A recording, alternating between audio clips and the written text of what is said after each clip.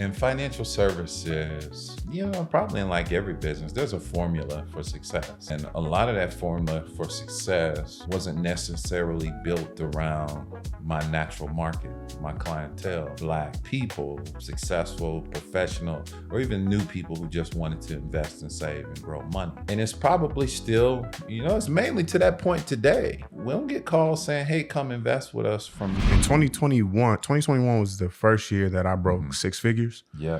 And that was a combination between coaching and doing therapy. Okay. Like securing coaching clients is not hard. I think I had a coaching program back then. This was my first one that I ever ran. $3,000, and it lasted 8 weeks. Okay. Not the most efficient program. Okay. Again, that was my first one. I didn't really know, Learning. But it showed me like, okay, there are people out here that will do this, and they found value in it, and it like brought results for them. Like one of the people that I was coaching started an Airbnb company and acquired 3 Airbnbs down in Tampa, Florida. Wow. And then another person, they were in the financial advising sector, was starting to work their way up into that program. Another person just kind of was lost in life and really started to venture out and started their own business doing barbering and things like that. And so I think there's a couple of things like when it comes to just figuring out how to secure coaching clients, because a lot of people will just do it the generic way. Like, I have this service, I want to offer it to you. Right. Here you go. Right. And that doesn't work, right? Because one, I got to think about who I'm presenting it to. Am I presenting it to people who are already postured in a way where it's like, I'm looking for more? Right. You know what I'm saying? Number two, am I speaking to them from a place of things that I need or from a place of things that they need? Right. You know what I'm saying? Right. Like if I'm speaking to them from a place of what they need, most people are looking for what when it comes to business? What are they looking for? They're looking for, I guess, how it helps them. I mean, they want to grow themselves in their business. Boom, So yeah. if it gives an money. opportunity to me, They want to make more money. That's what they want. Right? They want to grow in their business. They want to make more money. Yeah. But a lot of times when we have these coaching programs, we're like, it's all about like what we can give them. And it's like, people don't care about what we can give them. They're like, no, I want to just make more money. I want to see my business grow. I want to have these ROIs like increase. How am I going to be able to do that? Right. And so being able to package something in a way that speaks to people's pain points is essential. And then the last thing is, and I think this is the most important thing, and like this is why I even do this podcast, social media marketing. Like, that's the future. That's the now. That's the future. If you're not in that, you're behind. You're far behind because if you think putting a billboard up is nobody looking at no billboard. Most people are looking at their phone while they drive. Not the right thing to do, but you know what I'm saying? Yeah.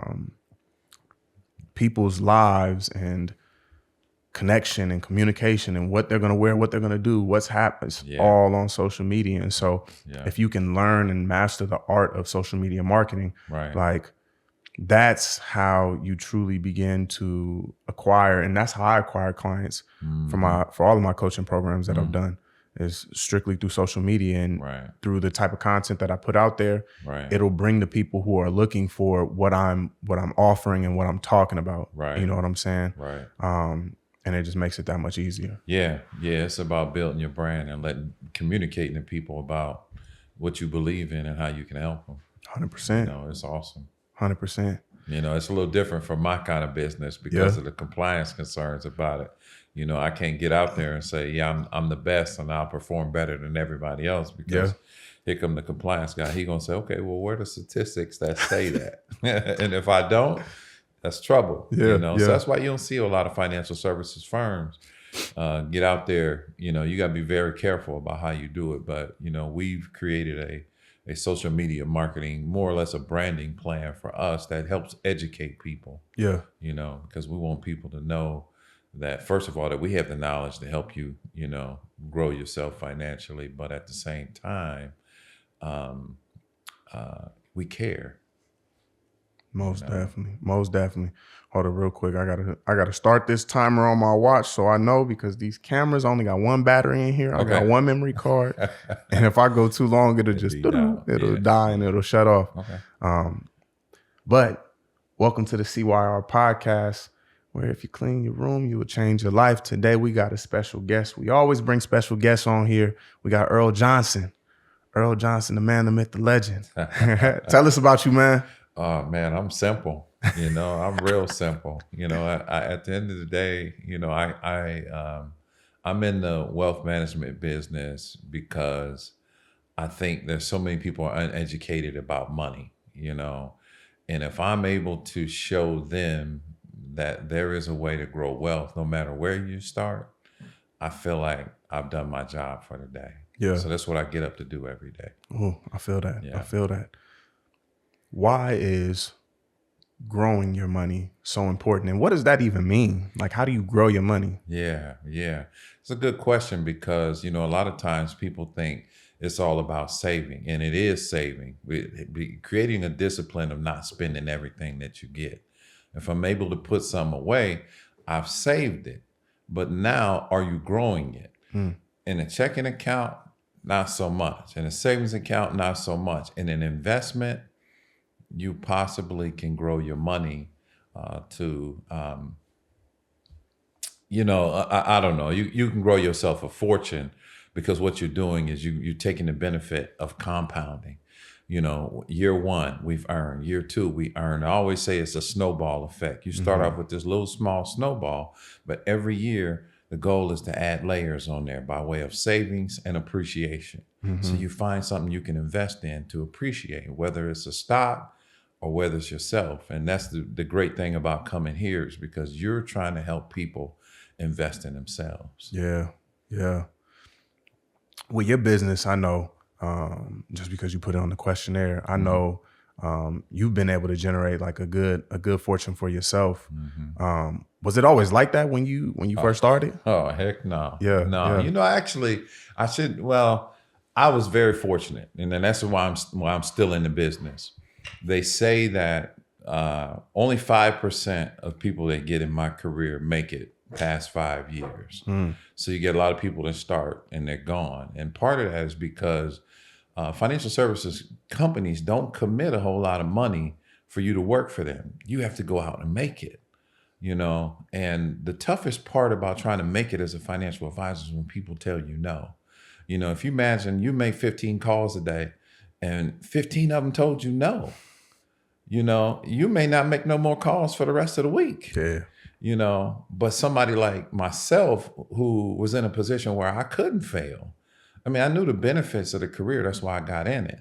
But I also knew that, I gotta make money doing this, because I enjoy it. I like the fact that I can help people. But in order for me to be successful, if it took 15 calls that I got no, then I got to make 15 more, and I got to make 15 more.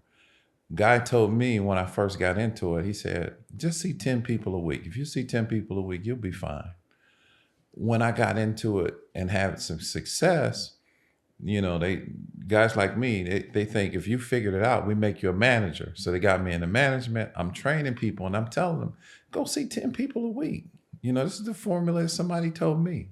Well, how many appointments you got this week? 3. Not good. How many you got? 4.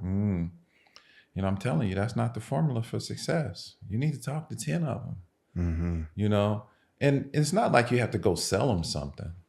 These people tell you what they need. Yeah. If you learn the art of having a conversation with somebody, they'll tell you that when I retire, I never want to run out of money. I want to protect my kids. I got kids. I need life insurance. I want to protect my estate because I've accumulated money, but I want it to pass on and I don't want it to go to probate. How do we do that? They're telling you what you need. Now it's up to you to try to solve it. Yeah. That's what we do. Yeah, I think most people have it backwards. Like we was talking about at the beginning of this. Like I'm trying to give you what I think you need, right? Yeah. And so like when we go into conversations, especially in the sales field, because I got some experience in sales too, that actually has helped me tremendously. Right. When you go into conversations with people and you're like dangling, here's what I got. Like it actually is off-putting. It makes people not want to talk to you. It makes people not want to follow up with you. And then it's harder to even book. But like if I'm genuinely trying to just connect with people, network, market, whatever it is, and they're telling me about them, and I'm just having casual conversation. Then, like you said, I need this, I need this, I need this. Now that places me in a position to be like, well, look, you know, like I heard what you said, like I might be able to help you with that. Like let me go look at some things real quick and come back to you. Like it becomes more genuine, it becomes more authentic. And it becomes easier to close. And especially in a sector where for you, like, it's like, you're asking like, let me manage your money. You know what I'm saying? It builds more trust with that individual when you approach it from a sense of like, I'm just listening to you and I might be able to help you, as opposed to give me your money. Like, let me make some things happen with it. It's that whole, you know, that used car dealer mentality. You walk on the lot, what's the first thing you want to know is how much money you plan on spending? No, maybe the question should be, what type of vehicle do you think you need? You need an SUV, you got kids you got to put in the back. Do you need a truck because, you know, you need it for moving around? You're a sedan person. Once you understand what I need, then it's your job to solve it. I learned from this guy named David Mushler, did some sales training, and David Mushler said, don't should on people. You should do this. You should. You don't even know me. Yeah. So what makes you think I should do that? Learn to know me and my needs first. When you're able to support and solve a person's need, shoot, they don't need another person to work with because they know what the rest of the world is going to do. They're going to sell them something. Yeah. Yeah. I don't need you to sell me nothing. It's like telemarketing. Guy on the phone, he's like, what's your interest rate on your mortgage? You know, I can get you a better one. Dude. So it's crazy. And I took these nuggets because I love what I do so much that I have to succeed at this. Yeah. You know, just like you have to succeed at what you're doing, because our people need to see more folks like you who are in position to help them through this crazy world. You know, we got to slow this thing down for people and say, wait a minute, forget all that stuff that you've been sold. I'm here to help you. 100%. I feel that. I got a question for you, man. On the low end of financial advising, like what is the earning potential? And then like on the high end, what is it as well too? You know, I just did like a little virtual career night thing, and I was looking at the statistics, and the statistics was kind of interesting to me because they said the lowest 25% of financial advisors make like $70,000. They said the median was $99,000, and then the top 25% make like $170,000 or more. I thought those statistics were kind of skewed because there's so many ways to get into financial advisor business. I mean, you can work with a company that does commission-based. You can work for a broker dealer, or you can be an independent like myself.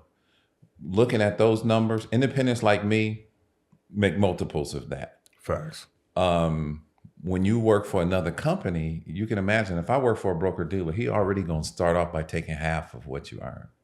You know, that's why typically the goal is I'm gonna get out of the wirehouse, I'm gonna get out of the broker dealer or the agency environment and start my own. Yeah. Because now 100% of it comes to me. I don't have to split it. You know, so the income potential is huge. But I always tell people too, that in business, or especially in this business, you don't have to make $500,000 and be happy. You know, you can make half of that. And if you want the flexibility to be an entrepreneur, to be able to be at all your kids' events and spend time with your family and still travel and make a good life for yourself, you ain't got to go out here and do it at this level. You can do it here. But in some places you can't, because if you go work for certain companies, they want you to sell this, hit this particular metric, do, you know. So So it becomes an entrepreneurial opportunity that fits you. Yeah. You know, people on the lower end in financial advising, they don't survive.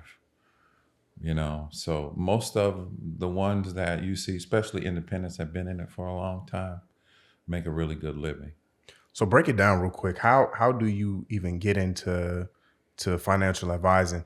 And I know there's some tests that got some names that don't make no sense. So try to put it in a simple man's terms. Yeah.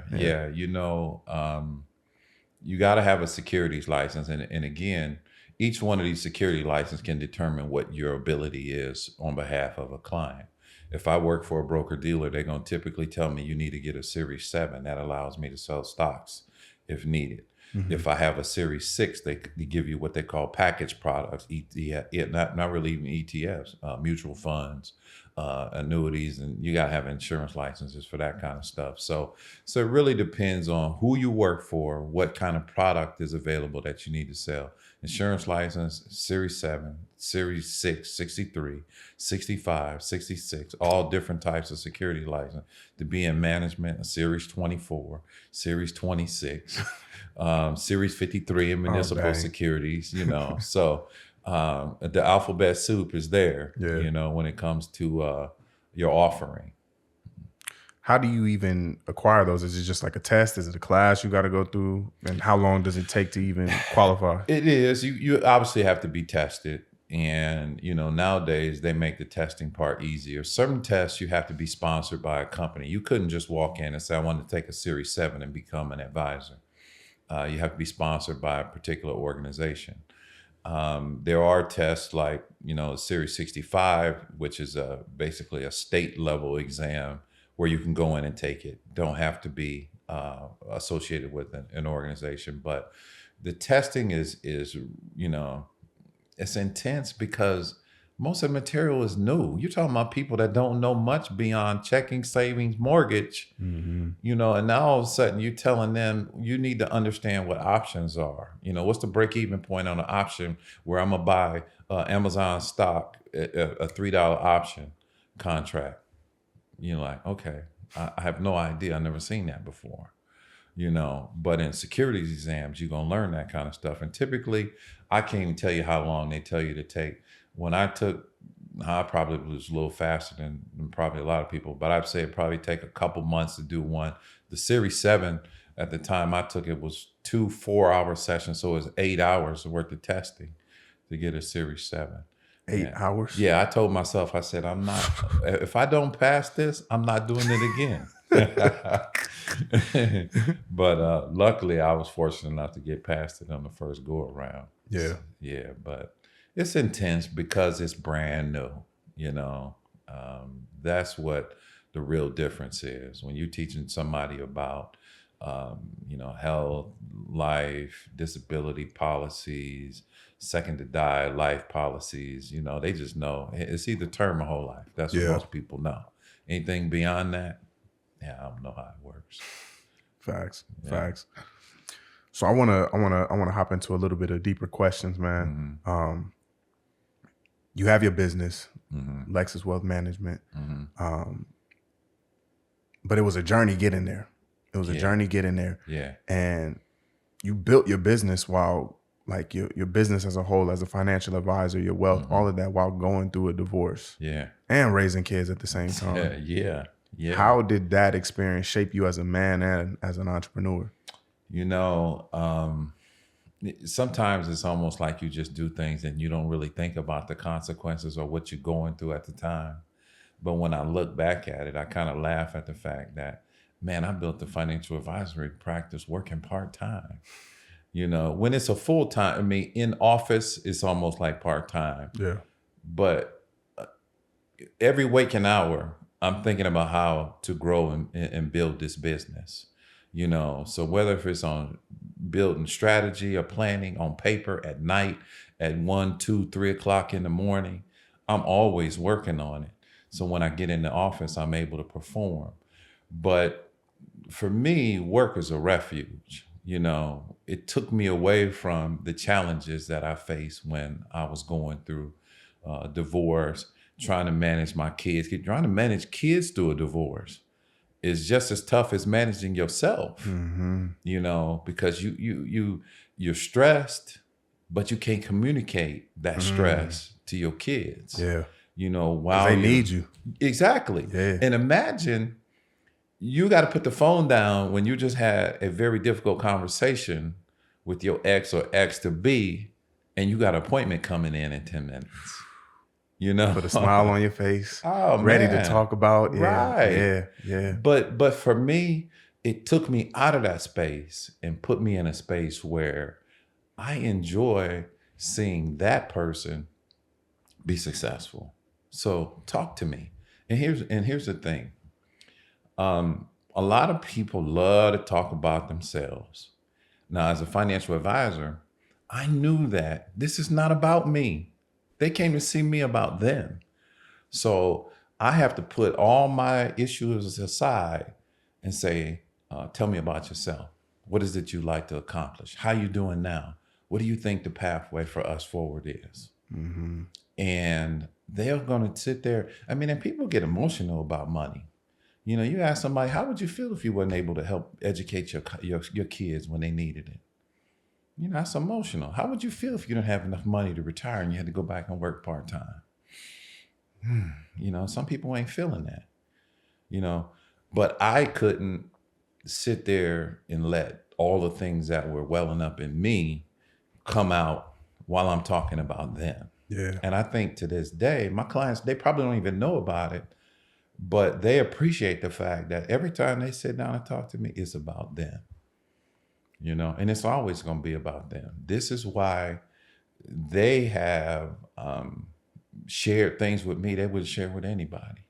You know, that's part of the reason why we don't even talk about money between each other. Yeah. You know, you could be in a family and, you know, I was talking to somebody, prominent businessman here in town, and he told me yesterday, he said, I got, you know, there's 10 siblings. I've only done business with 2 of them. Oh, dang. So what's that say about the other 8? They don't want me to know their business. You know, and I thought that's crazy, but you would think they would rely on their brother. Yeah. But hey, money is you know, it's a difficult conversation to have with people. So I know, and I've taken that seriously, even in spite of, you know, all the things that I had to do in my family situation. Because like I said, when I got into it, I always had this mentality, I'm not going to fail. If this dude can do it, oh, I'm going to do it all day long. I don't care what's going on. Yeah. I can do it. Hustling. Yeah. Yeah. Yeah. I mean, what, you know, it was find a way. That's why I used to tell people all the time when I was training them, well, I had 4 appointments. They didn't work out. And I said, okay, well, at some point you got to accept responsibility for the success or failure of your business. You know, you expected all those people to do business with you. Nah, that didn't work out. But where was the other 6 appointments at? You know, that would have given you an opportunity. You know, then take responsibility, blame yourself, and know that I just have to do more or do better. You know, I think it's easy. It's easy for people to get blinded by the idea and the concept of what I could potentially have. You know what I'm saying? Especially like you said, in this field, right? Like there's a high earning potential. There's a very high earning potential. And so when I know that, and then when I see my superiors potentially making that, you know what I mean? It's like, I want to have that. Yeah. And it should be as easy as doing X, Y, and Z, but it's like, you got to put in the work. Yeah. You got to grind. You really have to want to master your craft. right. I really appreciate Kobe's Mamba mentality, because it's like, bro wanted to be the best. And so he trained like he was the best. He walked like he was the best. He talked like he was the best.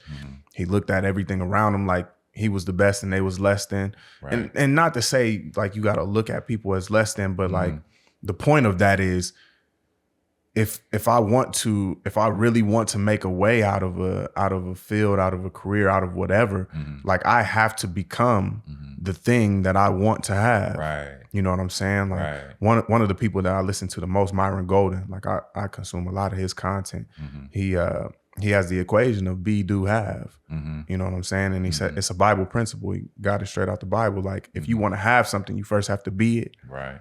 then you have to do the things that very thing does. Then you can have whatever it is. Yeah. And so like when you're talking about just the people that you were working with in your field, and they're like, I can't book this, I can't do this. Well, it's like, are you looking at your habits? Right. Are you looking at what you're doing?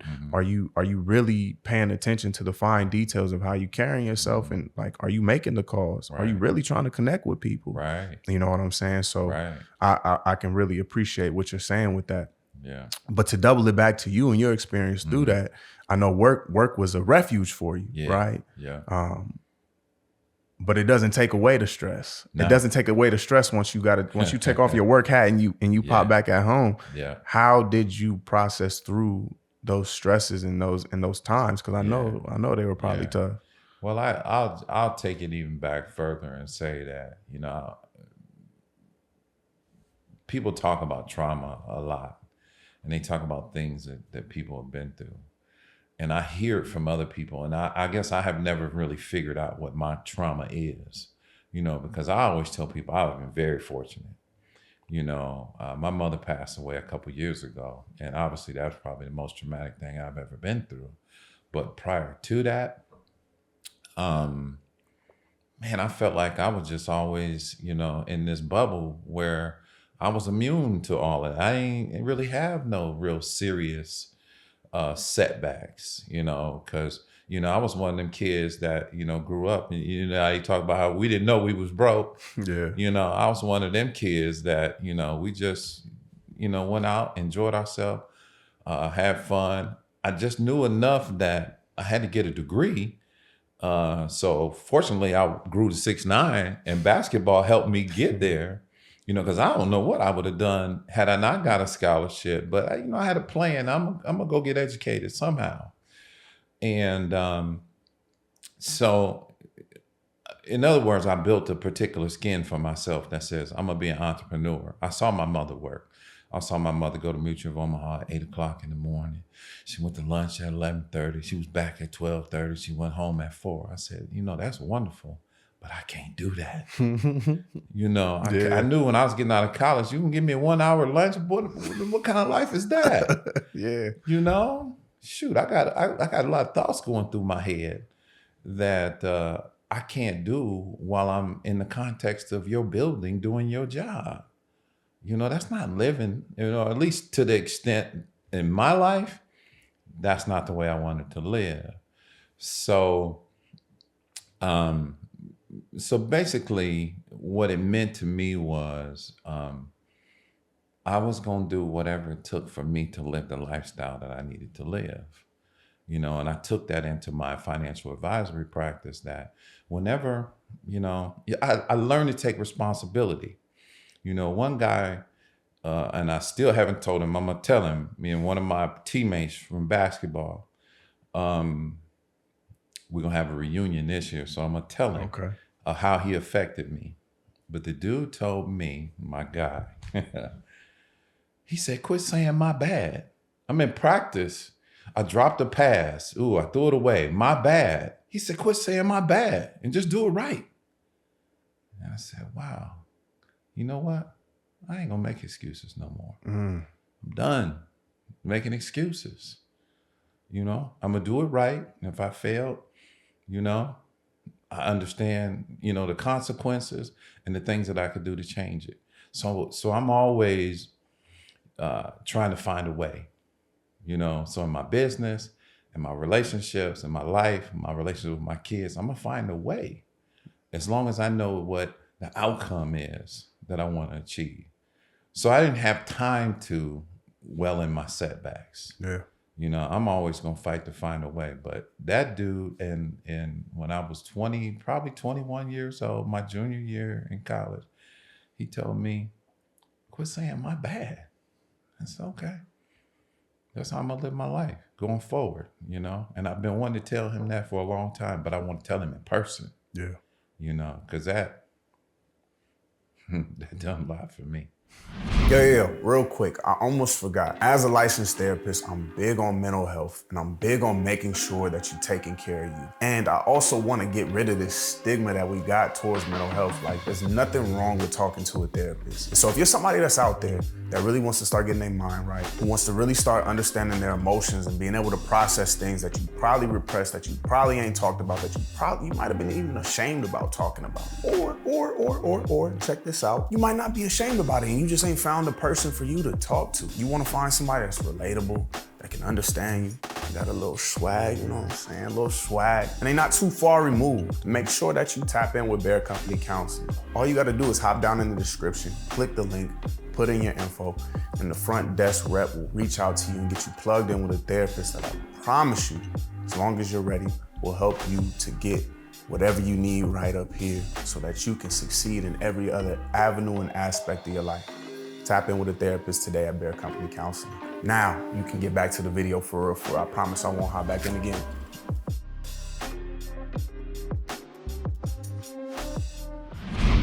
Is there ever a time where it's hard for you to see a way? You know, I would suppose it is, but I got asked this question yesterday too. I was telling you, I was sitting down with an individual and we were talking about his business, and he said that his family members asked him when they were having dinner or whatever, do you think that we won't ever have a chance to thrive? And he was talking about really as people. Yeah. Is the time past us where Black people are never going to come together and work together to build something? Has the time passed? He asked me that. I said, no. You know, first of all, we ain't gonna never give up. But secondly, all it takes is a few people at a time, you know, and we just gonna keep layering on it. Kind of like that investment we talking about. We're gonna invest in each other and we're gonna keep compounding. We're gonna get that rate of return that we're looking for. You know, it's a mindset shift. This is the only reason why you do what you do. Yeah. You know, you can't talk to the masses. You can by way of social media, and maybe one day you'll be in Yankee Stadium telling your story to everybody. But you do it one person at a time right now. And what has happened in my career is I've seen people that come back and they say, you know, you really helped me a lot. And I'm like, wow, I didn't realize that. You know, you didn't think about it, but you're going to see people 10 or 15 years from now, and they're going to say, man, just that little thing you told me made all the difference in the world to me. So we still have a chance. We just have to develop an army of people who are committed to that chance, you know? So that's what's important to me. I feel that. Kind of speaking along the same lines of that, being a Black entrepreneur in the financial advisory space is something that is not often seen. Right. What was it like for you traversing that, like when you first got into the field, and what were there like barriers in your face that kept you from being able to like reach certain levels? Well, in financial services, you know, probably in like every business, there's a formula for success. And a lot of that formula for success wasn't necessarily built around my natural market, my clientele, Black people, successful, professional, or even new people who just wanted to invest and save and grow money. And it's probably still, you know, it's mainly to that point today, you know, we don't get calls saying, hey, come invest with us from, and, you know, and I don't want to put their name out there like that because they have a lot of successful Black people in the business, but it's not necessarily built for us. And what we have to do is understand that we're going to achieve successfully financial. We may have to take a different route, you know, to get there. The 401k is an amazing route for Blacks because before it was, if you didn't make enough, you weren't able to save enough. You were just trying to raise your kids and take care of your family. But now it's almost like you're getting forced into savings by way of using 401ks and, retirements from work. And some people, they kept their head down and they worked hard and they put a large percent of their income in the 401ks and they ready to retire and they come out and they found out they have, multiple thousands of dollars, hundreds of thousands of dollars. And they say, wow, never had that. And then they pass away. And now I'm getting ready to transfer $800,000 to my kids who knew nothing about money. We better educate our folks about money. So when I got into the business, I'm like the only black guy in the room. I'm the only black guy in my office in Omaha. I got into management and they sent me to, it was Minneapolis, but it was like, a little suburb of Minneapolis area. I went to manage an office there. And there were no black advisors in there either, but I knew the business. So I think they respected the fact that I could coach and teach them, how to be successful as financial advisors and grow the office. But one of the things that happened to me that was amazing is that when I left Minneapolis, I went to go manage an office in Chicago. Office has an amazing story. The office started in 1968, basically in the south side of Chicago. When I got there, there were 24 all black financial advisors. Oh, dang. Yeah. 24 in one office. And, all I wanted to do was go sit with them. I needed to know your experience. How does it feel? I mean, how did you come to be successful in doing this? What's your clients like? How your clients feel when they see you? So I learned a lot about Chicago, and I learned a lot about, oh goodness gracious. I learned a lot about the advisory business, and I guess I learned a lot about myself in terms of, how could I grow it once I get out of management and go back into full-time financial advisory practice. Mm-hmm. So it certainly wasn't easy, man. I would go as a manager. I would go to, management meetings all across the U.S. and I'm running to go find the other brother in the room from California, or something like that, and say, okay, just trying to learn his experience. Was it harder for you to command authority as one of few black men in the space? Mm-hmm. I never thought so. And a lot of that probably came from my background in sports. In sports, you're dealing with a little bit of everybody. Yeah. And so you learn a little bit about the uniqueness of people and how to communicate, to the best and the worst on the team. And we like that in the financial advisory business. You had guys just barely making it, but you had, some of the best in the office. He's going to respect you because the X's and O's. The little guys are going to expect you because you're motivating him to be successful. So you had to, understood what it take to get respect. So yeah, I guess in a way, I never felt really challenged, and a lot of that have to come from my stature. I'm a big guy, and they ain't gonna challenge you too much, and so they find out what you're talking about, and then that makes it a little bit easier. Definitely. Yeah. A couple of minutes back, you were just mentioning like your target population and it being the black community. Mm-hmm. And in our community, I think as a whole, even if we look back to when you first got into business, like talking about finances and what we do with our money was not something that was typically talked about. I think now with social media is something that's more talked about, and we got all these other apps like Robinhood and whatever you have it, where people are starting to learn how to manage their money on a basic level. But back then, how were you able to market to our community and really get people on board with like, okay, I probably should start looking at like moving my money around so that it can grow?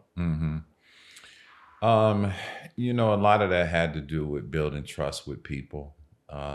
Once you had an opportunity, the hardest thing about financial services is you're having a conversation about how you can help people.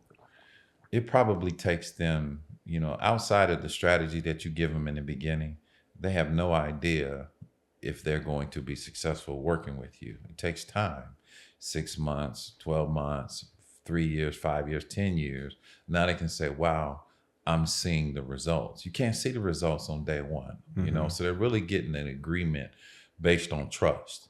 I trust that you know what you're doing. You can help position me to be successful. Let's do it, So when I go out and, spend my time trying to get clients, it's really about, do they buy that I'm the person that can help explain how all this works and help them get what they need out of it? Because they really don't know in the beginning. And when somebody comes out there and overpromises, and this is taboo for financial services, you never overpromise nothing, because you're never going to be able to live up to it. And that's your easiest way out of the business, So what I try to get people to understand is I'm in this fight with you. I'm going to be here with you for 5, 10, 15, 20 years of your life trying to figure it out. I go back sometimes and I tell a story, and I just started telling a story recently because now I'm starting to see how long I've been doing this. I met a guy who was getting ready to retire, early 60s or something like that. This was almost 25 years ago. This man's 83 years old right now. I watched somebody go from their early 60s to 83 years old. You know what I mean? That's an amazing transition. A lot of things happened over that period. Health issues, grandkids, my wife retired, and I was able to be that counsel, on behalf of them. So they don't have to fear, 2008, the market changing in 22, the market changing in 2018, or, whatever year that there were hiccups in the market. Like now, like the market's a little crazy now. So to get people over those humps and have those conversations that, hey, Earl's got us, we're going to be okay. Yeah. That's amazing. That's the part I love about what I do. Definitely.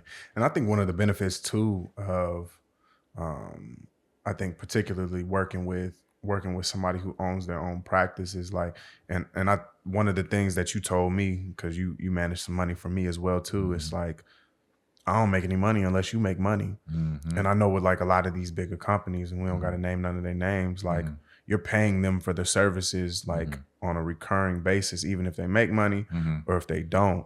And so it's almost like with some of these big companies, you're getting duped out of here. The challenge in that space is really about commissions. People don't really understand the difference between suitability standard and fiduciary standard. Fiduciary standard says I'm going to always act in your best interest. You would think if I'm going to develop a relationship with you as a financial advisor, shouldn't you always act in my best interest? Well, the industry says no. In other words, if you bought me $100,000 and we stuck your money in an annuity, that product is based on suitability. Suitability means, do you have a job? Do you understand anything about investments? Do you have a time horizon longer than 5 years? If you do, you're probably suitable for this investment. Therefore, you give me the money, I earn a commission, you sign your name, end of relationship. So I've made money whether or not this thing helps you or not. Yeah. It was just suitable for you at the time. Sometimes people think they have a relate. That's one of the reasons why so many people have investments, but you ask them who's their investment advisor, say, I don't know. I just bought something from somebody. I have invested in this, But for me, it's different. I have a relationship that I have to account for at all times, for how I manage your money. So there's a difference. That's the difference between a fiduciary and a suitability standard, where a suitability standard, they can sell you something as long as they think it's suitable to earn a commission. Real simple.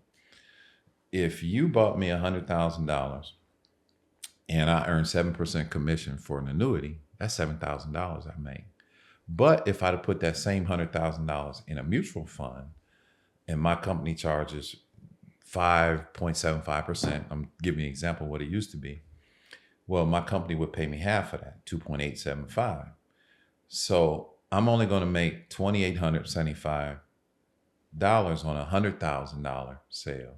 But if I put you in an annuity, I make $7,000. So I'm gonna probably put you in the annuity. So I'm gonna probably put you in the annuity. So I'm gonna make a lot of financial advisors mad because, you know, if they hear that, they're gonna think, man, that's not how it works. We don't do that. Please. I worked in offices where that was the flavor of the day. Let me find some money that I can stick in an annuity. They used to get mad at me because I would deny them. Why are we doing this? You know, as a manager, I'm asking, okay, why are we doing it? Well, this product has more bells and whistles. Well, they don't even use the bells and whistles. So why are we doing this? You know, so you got to be careful of who you work with. And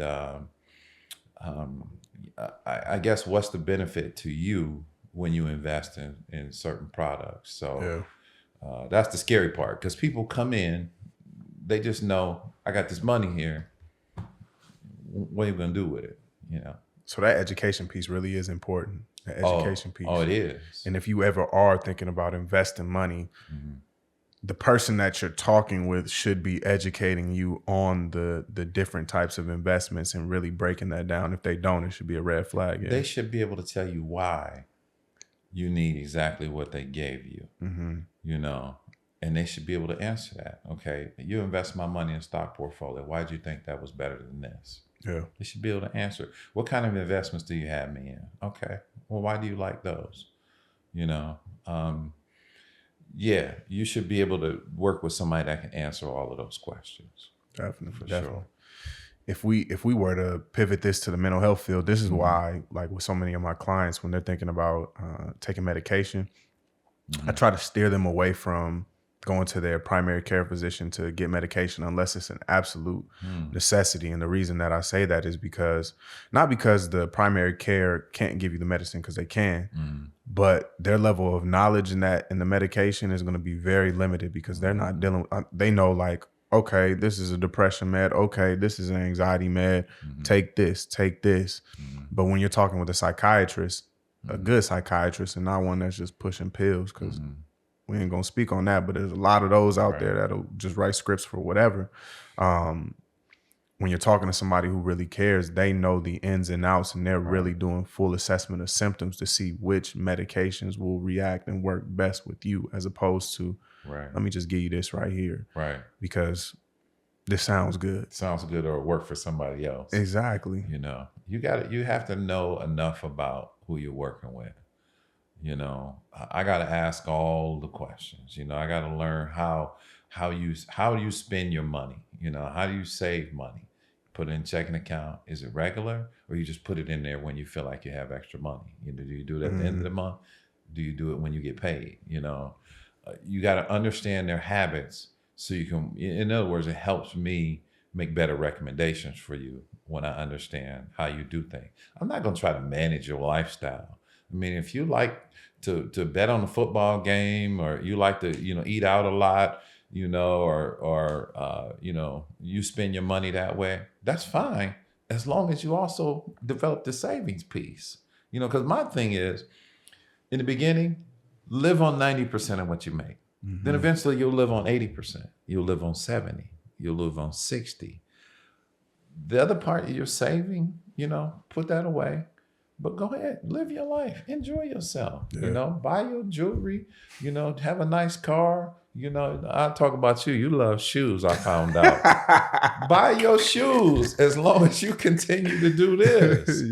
You know, I told your mom that. I was watching a video. I said, you didn't tell Peyton to talk to me, because he got an awful lot of shoes. I'm sorry to put you out there. Hey, look, I ain't bought no shoes. It's been 7 months. Oh yeah. I ain't bought no. Yeah, I stopped. It's almost like you're getting yourself off a habit. Hey, I'm trying, but my gears been turning. I'm like, man, I'm about to just sell all my shoes and I'm gonna buy some more. Wow. But I ain't about to. I'm not gonna do it. I'm not gonna do it. I hear you. I hear, and that's okay. I mean, I try to tell people that you only get one of these babies. You get one. Do what you enjoy, but at the same time, you don't know how long you're going to be here. Yeah. And you don't want to be 65 and broke. You don't want to be 70 and trying to figure out, do we put daddy, we getting daddy ready for a nursing home, or what we going to do with him? Daddy got enough money to do what he need to do. You know, you gotta, if you want to live with your daughter, or you want to live, that's by choice, not because I have to. Yeah. You know, this is what money will do for you. It gives you choices. If I want to travel, if I want to move down to the Virgin Islands and soak up some sun in the retirement, come on. I don't have to be stuck. What's the blueprint? What's the blueprint for this then? Like, let's say there's because I know there's somebody that's watching that has no idea. They like, man, I use all my money, and it's gone before my next paycheck come. Yeah. Like, how do I even start to think about saving money? I can't. I got all this debt. I got, That's a great question. First thing first is reduce your debt, reduce your expenses. People don't realize sometimes, especially if it's credit card debt, you talking about debt that's 20, 25%, 27, 29% interest. Every month. I can't make you 29% on your investments every year. So that tells me that I need to get rid of some of the stuff I'm paying on, so eventually I can invest that money. Sometimes people ask, can I do it both? Yeah, you really should do it both. I mean, if you have smaller debts that you can just knock them out, because you'll start looking at how much money am I actually saving by doing that?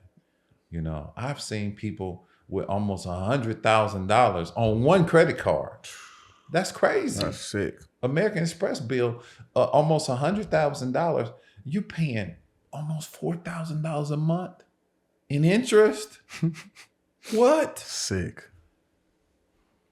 So we got to get rid of that. Yeah. We got rid of it. How do you do that though? How do you, from a financial advisor standpoint, and let's say you're talking with somebody, right? Get rid of the debt, and they're like, well, I'm trying to get rid of the, how do you do that? First thing, and probably like anything, and even what you say, is discipline. You got to want it first. You mentioned blueprint. Some of the simplest things that help make people successful. They tell you all the time, stick your goals on the wall, and read them in the morning. For some people that may sound hokey, but for successful people, that could fit. That could work for them. If I plaster that baby up on the wall, this is what I'm going to be accountable to every day, I'm going to figure it out. So build your blueprint. Know what financial freedom looks like for you. Know what I can't see it. I don't understand a person where they would think financial independence included a bunch of debt. It's not. Debt could be leveraged by way of mortgages. Yeah, you might have to use it to get a vehicle. You may have to use it to build your business. That's okay, because I'm using the debt to get assets. If a client told me I'm going to take some money out of my investment because I want to buy a house, that's cool. But if you told me you want to take $50,000 out because you want to take a trip, goofy. I'm like, wait a minute. Goofy. Wait a minute. Business trip. Well, if it's a business trip to help you grow your business, that's it. Yeah, there you go. Yeah, you can write that off too. Exactly. But those are strategies that people don't understand. But first and foremost, start from the bottom.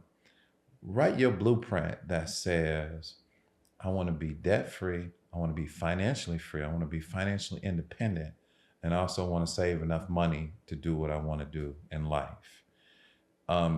You'll start to live that way.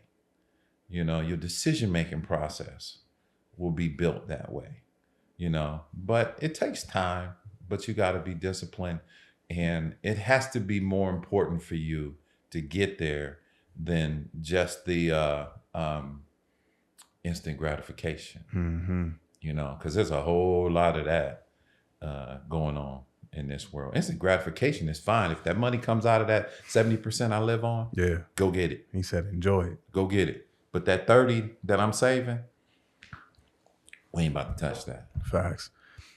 What you just broke down is a concept that I tell to a lot of my clients. If you want to be able to have something, right? Like, I know I want X, but I can't even envision what X looks like. there's no way that I'll ever be able to have it. I always equate it to this. It's like, if I told you I want to go out of town, right? But I never said where I wanted to go. Right. How you gonna get there? Well, I'm gonna get there, right? I can get in my car and I'm gonna drive. I made it to Kearney, Nebraska. You think that's where I was trying to go out of town at? Right. Probably not. Yeah. But guess what? I accomplished going out of town. But I don't feel satisfied with that.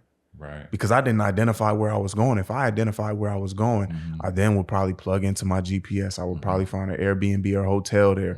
I would probably see like the direction and routes. I would map out the gas stations I probably needed to stop at. All of that. And that's how a lot of us, the first part, are functioning. We're like, I want this. Yeah. And then we just start moving and we have no clear direction where we're moving. And we end up in places, but those places are not the spots that we want to be in. Yeah. And so we have to know is specifically, where are we trying to get to? What does it look like? What does it feel like? What does it smell like? What does my lifestyle look like? Right. You know what I'm saying? When we're talking about this concept of eliminating debt and being able to grow my money, like, what does financial freedom look like? You know what I'm saying? This is a conversation I have with my clients. Like, they're like, man, I just want to, you know, if I had more money and I had a better paying job and X, Y, and Z, like, I feel bad. I'm like, okay, cool. How we get it? Yeah, how do we get it? How much money are you thinking? You know what I'm saying? What type of house are you living in? What type of car you drive? Oh, I want to have, I don't know. I ain't never thought about that. Yeah. If you ain't never thought about that, then like, you're not going to be able to move toward it. That's that blueprint again.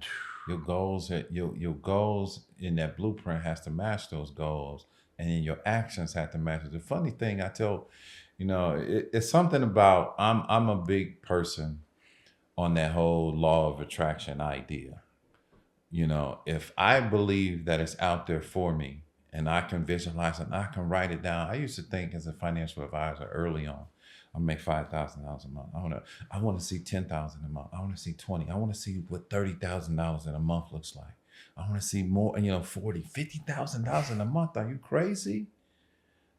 But I tell my partners that are in business with me, I said, look, I put it down for the last 5 years because they want to grow too. I said, I put my goals down for 5 years.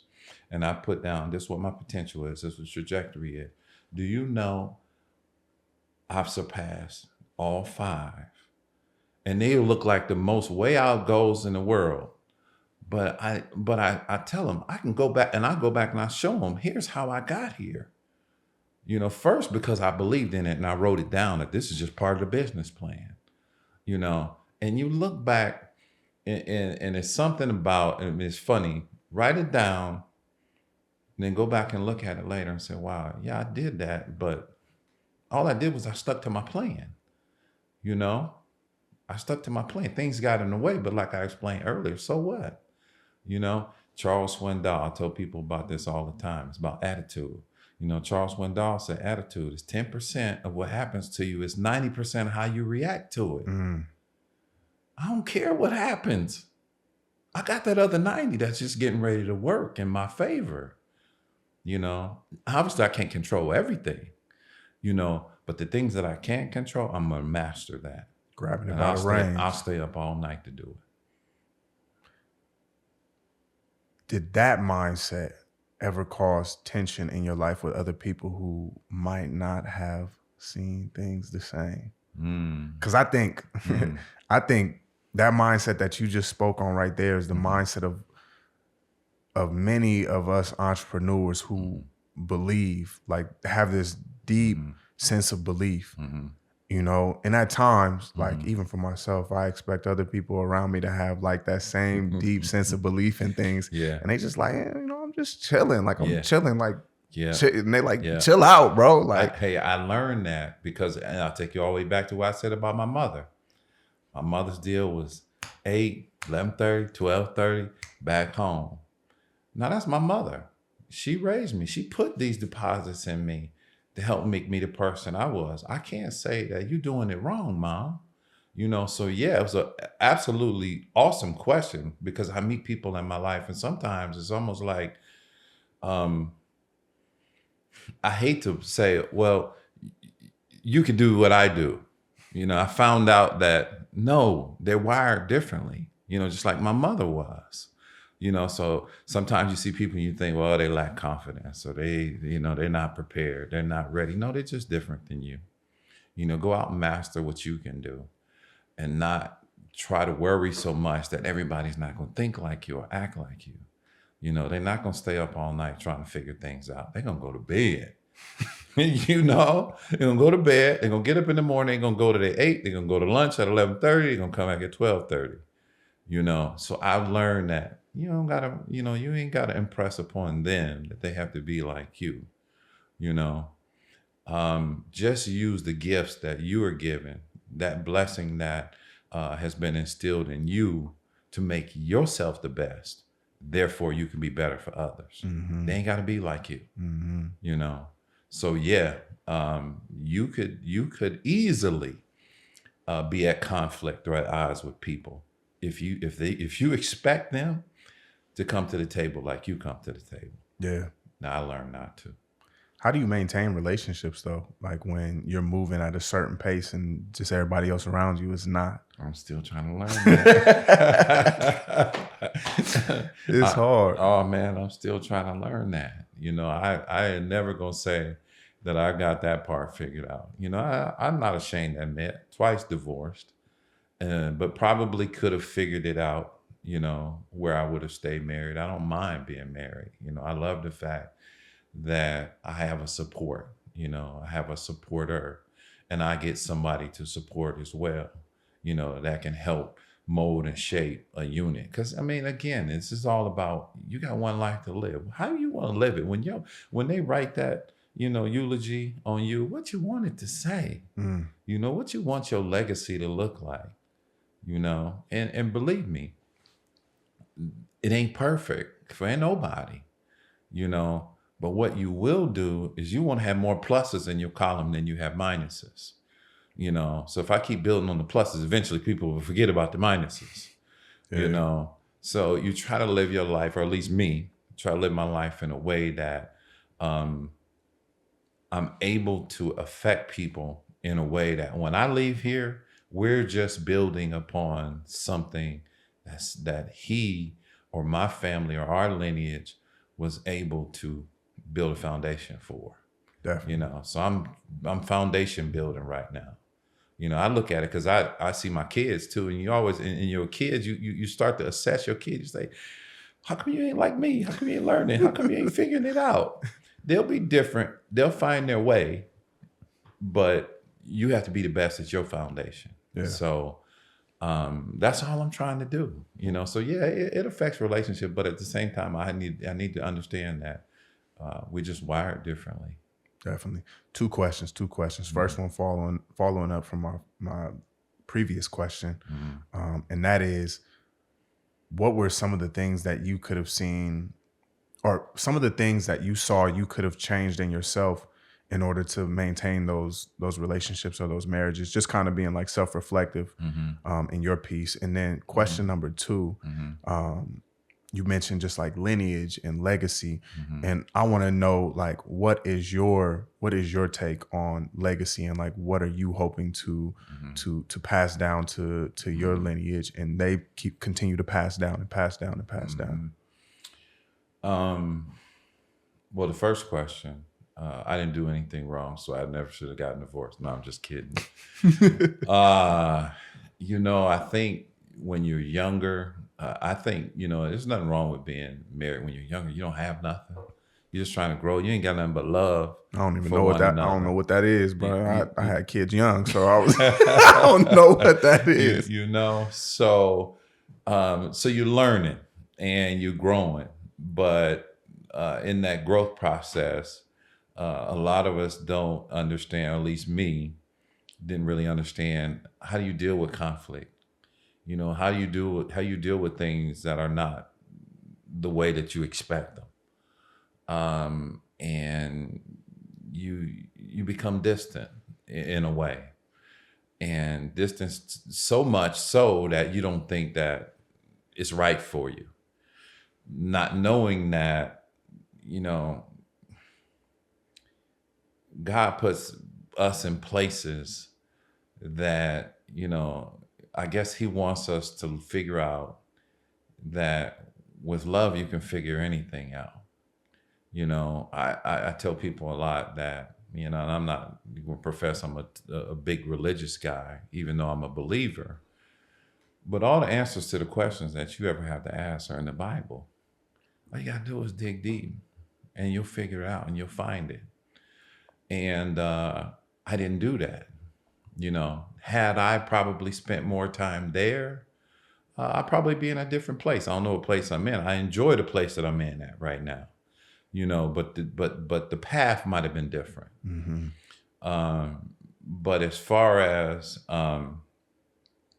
the legacy piece out of all of it, I want my kids to understand. It's funny when you got younger kids. When you get older, your kids will start talking to you, and you'll start to learn a little bit more about what they thought they saw. You know, what did they see in your relationship with mom? You know, and so forth.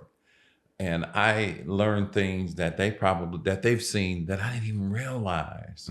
And now what I'm trying to do is I'm trying to, first of all, understand it for myself, but at the same time, I'm trying to correct them. So in their relationships, they're going to encounter ups, downs, changes. So not only am I trying to leave a legacy of wealth to my family, I'm also trying to leave the conversations that we have. You know, I'm trying to leave some deposits in them that I probably never got. You know, my family, you know, my mom was divorced from my father, even though my father was around. And, you know, I guess we talked about trauma early on. You know, my father, I'll admit, you know, he went through drug problems and some other things. And he's, you know, he's still alive and he's still trying to work his way through all of that. But, you know, I always said, I'm not going to be that person. Yeah. You know, I don't drink. I don't smoke, I don't take drugs, because I seen them do it. And I said, I can't do that, you know, so I stayed away from it. So I take those examples and try to tell my kids, I don't mean my kids drink. My oldest daughter, 36 years old. Yes, does she drink? Yes, she ain't no drunk, of course. But I don't tell her that she can't do that. I don't tell her that's not right for her. But it's more of, you know, the relationships and getting the most out of life, enjoying life. Try not to go to bed mad. You know, go to bed with an idea that I'm gonna be better today than I was yesterday. You know, I'm gonna grow, and I'm gonna be in this fight because I already know stuff's gonna happen. You know, but I'm gonna build it in such a way that I know my way around it. You know, so that's the legacy piece that I want to be able to leave them, is that you understand that life is not easy at all. You're going to go through a whole lot of things in your business. I hate to just call it business because it's life. I mean, you don't do this just to make money and make a living for yourself. Yeah. You're doing this because you're changing people, you know, and when you see people who are interested in that growth, being different, but at the same time, when they're dealing with mental health issues, which was a big part of my second marriage breaking down, it's like, I don't even know how to handle that. You know, it don't even look real to me, you know, but mental health issues are real. You know this way more better. I lived it in a particular way, but you've seen it in multiple, you know, scenarios. Yeah. I've seen it just in my ex-wife. And I didn't understand that whole transition. I don't know how she got there. I don't know, you know, and I'm not trying to blame her at all. I'm just trying to say that I've seen it firsthand. Don't know how to manage it. Don't know how to understand it. Don't know how it got there. But always trying to figure out, because like I said, my whole life is just get over. Let's get over. You know, let's quit saying my bad. Let's move on. That's how we gonna fix it. Yeah. You know, but some of it was beyond my fixing. You know, so anyway, to answer the legacy piece question, foundation of wealth, helping people understand. I shouldn't say people, my family understand that. You know, I want them to succeed, but part of that succeeding is mastering your life, you know, and all the rest of it will take care of itself. Definitely. We're getting close on time. 2 more things. Mm-hmm. I'm curious, man. What were some of the things that you heard from your kids about their perspective of just like growing up and seeing things? Like, what's one thing that really, like, when you heard that, you was like, dang, I didn't know you saw things this way. Well, and hey, we're in this environment where I can speak about it. I didn't know my daughter was mad at me. And I'm like, okay, well, what happened? Is it because me and your mom got divorced, or what was it? But just, I mean, I guess I hit such a wall with that I don't even really remember the details. I just know that she was mad at me, and I don't know how long that lasted, because I always thought we seemed to get along. But yes, I was consumed with my wife and my family, because my youngest daughter is, she's older. My kids go from 36 to 9. Ain't that crazy? So, this is my 36-year-old. And, I didn't know that she spent a part of her life even upset with me at all. And, but now, we're as close as they come. She talks to me about everything, her life, her relationships, her work, her goals. And in other words, so the trust was built back up. I don't know if I did anything, but I think my position in life allowed me more time to be with her and talk to her. But, until you're able to sit down and have those kind of conversations with almost an adult child, really, I guess I never knew that, and that, I can't really say it hurt me, because again, the way I'm wired is I'm always going to figure my way around it. Yeah. I'm not going to let hurt take me to a different place where I'm not able to progress. But yeah, that was interesting. Yeah. Yeah. I think something that I'm big on, another thing, just like when I'm talking with my clients, or even just like creating content, I think it's so important now, because it's something that wasn't taught necessarily to us, and even to your generation. It's like we gotta have more conversations with our kids when they're young, because there's so much that's going on inside of their head that they're trying, like, just their understanding of the world around them, their understanding of dynamics, relationship, everything. And it's like a lot of times we can get so consumed. I can get so consumed with what I got going on, with what I'm doing, that I neglect what their experience of everything is. You know what I'm saying? Yeah. And so it's important to maintain those lines of communication and like creating spaces where it's safe for them to be able to communicate what they need, and what's on their mind just in general. Yeah. You know what I'm saying? We live in different times. I mean, when I was coming up, we was, what children are able to be seen, not heard. We ain't talk to our parents. They was down the hall, in the room, or we was down over here. When it was time to play, we all played, or we went out. Yeah. But with so much, media in kids' hands, they even taught that way. They have laptops and pads at school, and the pad is talking crazy, to them. Which is crazy. Yeah, the pad is talking to them, and the algorithms understand what your kid is looking up and what they're talking about. I'm like, okay, well, what you watching here? And it's amazing how much they know. I mean, and what they remember. When, again, if I went back to my conversation with my parents, they probably didn't know half the stuff I did, But these kids want to share it with you, so you got to talk to them. My daughter told me the other day, she's 9. She was like, yeah, remember we went down to that park? Yeah, that's when I broke my wrist at that daycare. How long did I wear that cast? I'm like, wow, I don't know. How long did you wear it? I had to go back and try to recall something that, was easy for her to remember. Yeah. So it's just amazing what they take in. Which ultimately they're going to spit back out too.